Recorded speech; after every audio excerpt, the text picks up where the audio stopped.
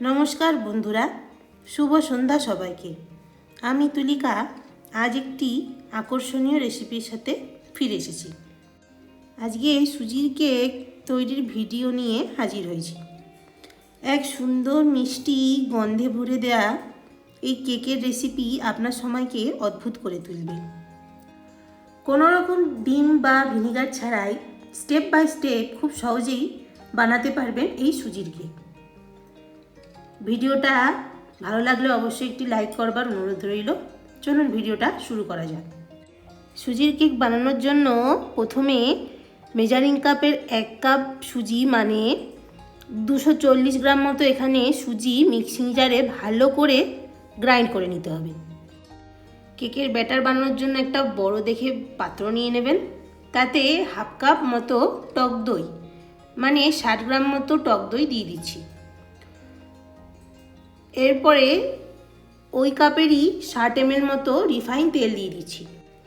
মিষ্টির জন্য এখানে চিনির বদলে মিষ্টির গুঁড়ো নিয়ে নিয়েছি 120 গ্রাম মতো। আপনারা চাইলে ব্রাউন সুগারও ইউজ করতে পারেন। আর স্বাদ আনার জন্য দিয়ে দিয়েছি 3 চামচ গুঁড়ো দুধ। এরপরে সব কিছুকে একটা বিটারের সাথে ভালো করে মিক্সড করে নেব। আপনারা এখানে হ্যান্ড ব্লেন্ডারও ইউজ করতে পারেন। আমি একটা বিটার দিয়ে ভালো করে ক্লকওয়াইজ ঘুরিয়ে ঘুরিয়ে একটা ক্রিমি কনসিস্টেন্সির মিশ্রণ গড়ে নেব। এই মিশ্রণটা গড়ে নেওয়ার জন্য আমার সময় লেগেছে 6 মিনিট মতো।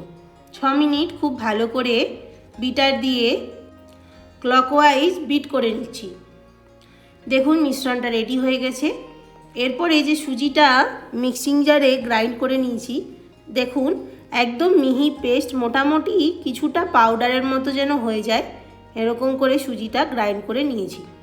এরপর এই পুরোটা এই মিশ্রণটার মধ্যে দিয়ে আবার ওই বিটারটা দিয়ে ভালো করে ক্লক অনুযায়ী ঘুরিয়ে ঘুরিয়ে কেক বানানোর জন্য সুজির মিশ্রণটা তৈরি করে নেব। মোটামুটি 2 মিনিট মতো আমি এখানে সুজিকে দইয়ের মিশ্রণের সাথে ভালো করে বিট করে নিয়েছি। এরপরে সুজিটাকে 15 মিনিটের জন্য একটা পাত্র দিয়ে ঢাকা দিয়ে রেখে দিতে হবে, যাতে সুজিটা সুন্দর করে ফুলে ওঠে। 15 মিনিট পরে ফিরে আসছি। 15 মিনিট পরে ঢাকাটা খুলে নেবেন। দেখবেন সুজিটা কিছুটা ফুলেও উঠেছে আর মিশ্রণটা কিছুটা টাইটও হয়ে এসছে। এর মধ্যে 1 চামচ মতো বেকিং পাউডার, 1/2 চামচ মতো বেকিং সোডা আর 120 ml মতো খাঁটি গরুর দুধ নিয়ে নিয়েছি। সেটাকে আস্তে আস্তে এই মিশ্রণের সাথে মিশিয়ে নিতে হবে। এরপরে একটা স্প্যাচুলা দিয়ে রাউন্ড অ্যান্ড কাট প্রসেসে ভালো করে সুজির মিশ্রণটার সাথে মিশিয়ে নেব। প্রথমে স্প্যাচুলা দিয়ে পুরোটা ঘুরিয়ে নিয়ে মাঝখান থেকে এরকম একটা কাটিং শেপ করে নিতে হবে। এতে কেকের ব্যাটার খুব সুন্দর করে রেডি হয়। দুধের সাথে সুজিকে ভালো করে মিশিয়ে নিয়েছি। এরপরে কেকে ফ্লেভার আনার জন্য 1 চামচ মতো ভ্যানিলা এসেন্স দিয়ে দিচ্ছি। এটাকেও মিশ্রণের সাথে ভালো করে মিশিয়ে নিতে হবে, যেন কোনো লাম্পস না থেকে থাকে, তাহলে কিন্তু সুজিটা ভেতর থেকে কাঁচা থেকে যাবে। এরপরে কেকে ড্রাই ফ্রুটস দিয়ে দিচ্ছি। আমি এখানে আমার পছন্দ মতো ড্রাই ফ্রুটস দিয়ে দিয়েছি। টুটি ফুটিও আপনারা এখানে অ্যাড করতে পারেন। এরপরে একটা কেক বেকিং ট্রে নিয়ে নিচ্ছি। আপনাদের কাছে বাটার পেপার থাকলে বাটার পেপার দিয়ে কেক ট্রেটাকে গ্রিস করে নেবেন। আমি এখানে অল্প একটু সাদা তেল চারিদিকে মাখিয়ে নিচ্ছি। তারপরে ময়দা দিয়ে ডাস্ট করে নিলেই কেক বেকিং ট্রেটা একদম রেডি হয়ে যাবে কেক বানানোর জন্য। ময়দা দিয়ে ভালো করে ট্রেটাকে ডাস্ট করে নিয়েছি। এই সময় কেকটি বানানোর জন্য কড়াই বা একটি ফ্রাইং প্যান হাই মিডিয়াম ফ্লেমে ঢাকা দিয়ে 10 মিনিট প্রিহিট করে নিতে হবে। আমি এখানে কেকটা বসানোর জন্য একটা স্ট্যান্ড দিয়ে দিচ্ছি।